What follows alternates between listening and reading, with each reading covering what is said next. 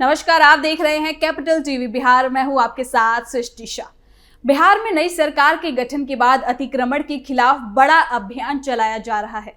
अतिक्रमण हो या निर्माण, अगर वो अवैध है तो उससे बुलडोजर एक्शन के जरिए हटाया जाएगा, ध्वस्त किया जाएगा और ये कार्रवाई दिन प्रतिदिन तेज होती जा रही है, क्योंकि सरकार ये साफ कर चुकी है कि आने वाले सालों में कार्रवाई और ज्यादा तेज होगी और किसी भी अपराधी को नहीं छोड़ा जाएगा। इसी को देखते हुए जहां हर इलाके, हर जिले में कार्रवाई हो रही है, वहीं एक बार फिर छपरा में बुलडोजर चला है। तो चलिए जानते हैं क्या है ये पूरी खबर। बिहार में जारी बुलडोजर एक्शन, अवैध अतिक्रमण पर कार्रवाई तेज।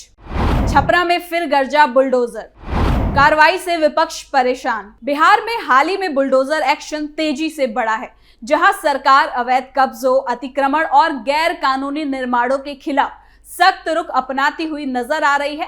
कई जिलों में प्रशासन ने उन संपत्तियों की पहचान की है जिन पर बिना अनुमति निर्माण किया गया था या जिन्हें आपराधिक गतिविधियों से जुड़े लोगों ने कब्जा कर रखा था। इन मामलों में नोटिस जारी करने के बाद कार्रवाई शुरू कर दी गई है और भारी सुरक्षा व्यवस्था के बीच बुलडोजर तैनात किए जा रहे हैं। सरकार का कहना है कि ये कार्रवाई कानून व्यवस्था को मजबूत करने, शहरों को अतिक्रमण से मुक्त कराने और आम जनता को राहत पहुंचाने के लिए जरूरी है। प्रशासन के अनुसार कई जगहों पर सड़क, सार्वजनिक स्थान और सरकारी भूमि पर लंबे समय से कब्जा जमाया गया था, जिससे विकास कार्य प्रभावित हो रहे थे।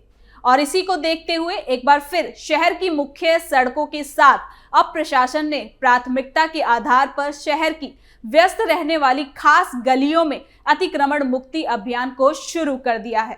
छपरा नगर निगम के जरिए शहर को अतिक्रमण मुक्त बनाने के लक्ष्य के कदम पर चला जा रहा है। ये विशेष अभियान लगातार जारी है और इसी कड़ी में सोमवार को एक बार फिर नगर निगम की टीम बुलडोजर लेकर सड़क पर उतरी।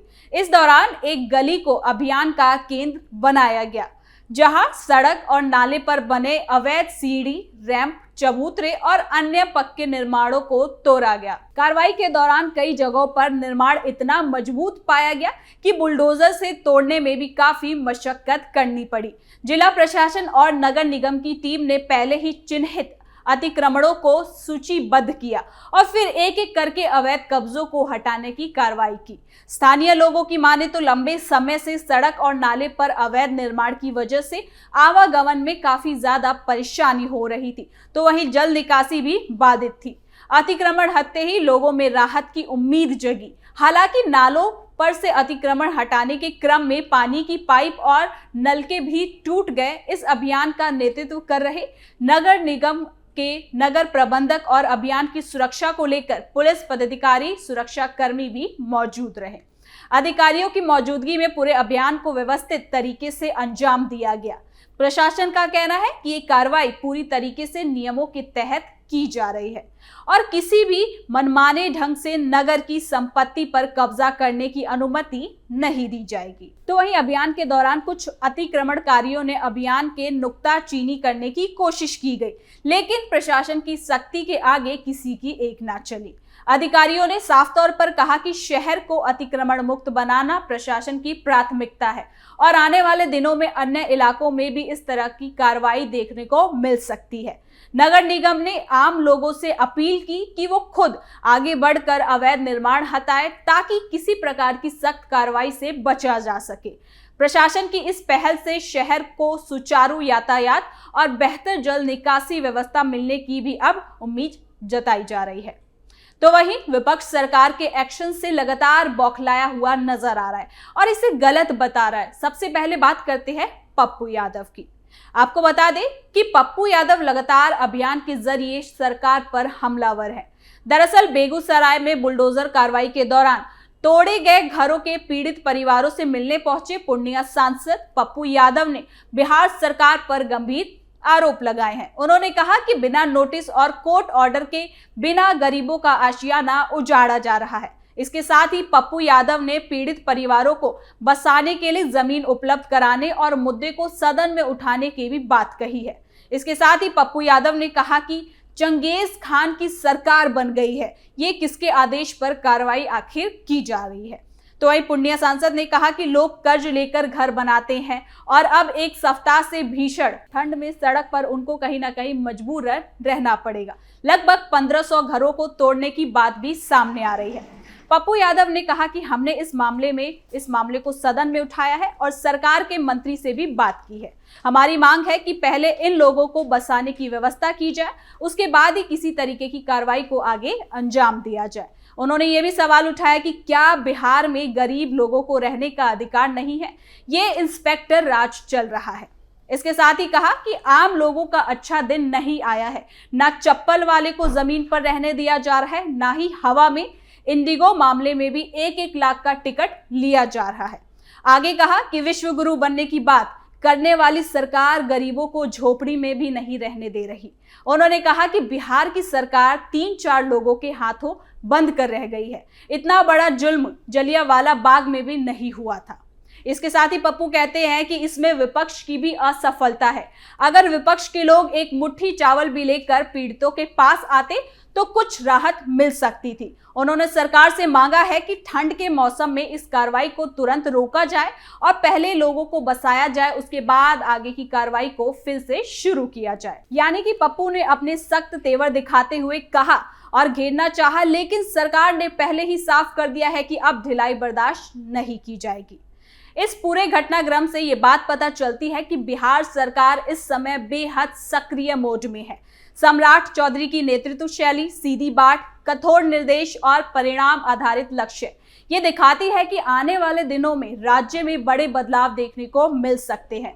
पुलिस प्रशासनिक सुधार पर यह गंभीरता बताती है कि सरकार केवल आश्वासन नहीं बल्कि जमीन पर प्रभावित कदम चाहती है। बिहार को बदलने का संकल्प सिर्फ बयानों तक सीमित नहीं है। सरकार का ये रुख और आदेशों और बैठकों में लिए जा रहे निर्णय से ये पता चलता है कि सरकार वाकई सुधार चाहती है और परिणाम के आधार पर आधिकारिक की जवाबदेही भी तय करेगी। कानून व्यवस्था में सुधार से ही राज्य में निवेश, शिक्षा, उद्योग, रोजगार और सामाजिक सद्भाव जैसी स्थिति भी मजबूत होगी। इसलिए सम्राट चौधरी का ये अभियान सिर्फ पुलिस कार्रवाई तक ही सीमित नहीं, ये बिहार के भविष्य को नए रास्ते पर लाने की भी एक नई सोच है। पटना से लेकर सीमांचल तक बिहार के हर जिले में अपराध के खिलाफ नई ऊर्जा देखी जा रही है। जमीन विवाद हो, बालू माफिया, शराब माफिया और संगठित अपराध को जड़ से खत्म करने की भी रणनीति पर काम किया जा रहा है। महिला की सुरक्षा के लिए अभया ब्रिगेड और उद्यमियों के लिए मासिक बैठकें, ये सभी कदम बताते हैं कि सरकार समग्र सुधार चाहती है, सिर्फ घोषणाओं तक सीमित नहीं रहना चाहती।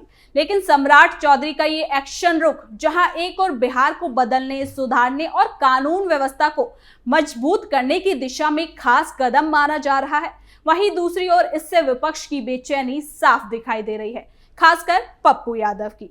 पप्पू यादव लगातार सरकार की कार्रवाइयों पर सवाल उठा रहे हैं। वो इसे जनता के हित में लिया गया एक निर्णय नहीं बल्कि तानाशाही का रवैया करार दे रहे हैं। पप्पू यादव का कहना है कि सरकार अपराध को रोकने के नाम पर जनता और अधिकारियों पर अनावश्यक दबाव बना रही है और इसे हिटलरशाही भी वो बता रहे हैं। विपक्ष का दावा है कि सम्राट चौधरी की ये सख्ती सिर्फ दिखावा है और असल मुद्दों से ध्यान हटाने की राजनीति का भी प्रयास किया जा रहा है। हालांकि सरकार का पक्ष अलग है। सरकार का कहना है कि जीरो टॉलरेंस ही बिहार को सुरक्षित और विकसित बनाएगा।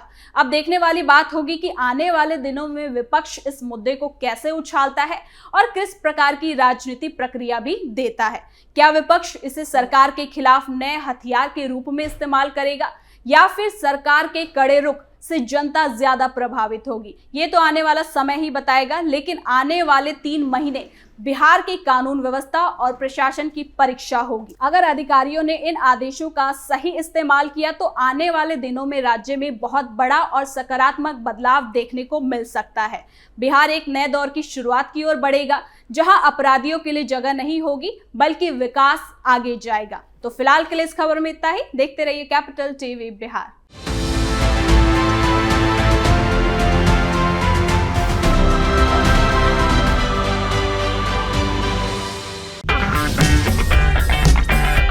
अगर आपको हमारा वीडियो पसंद आया हो तो इसे लाइक करें, हमारे चैनल को सब्सक्राइब करें और हाँ, बेल आइकन दबाना ना भूलें ताकि आप तक हमारे वीडियो की नोटिफिकेशन पहुंचती रहे। आप अपना सुझाव हमें कमेंट बॉक्स में दे सकते हैं। हमारे साथ जुड़ने के लिए शुक्रिया।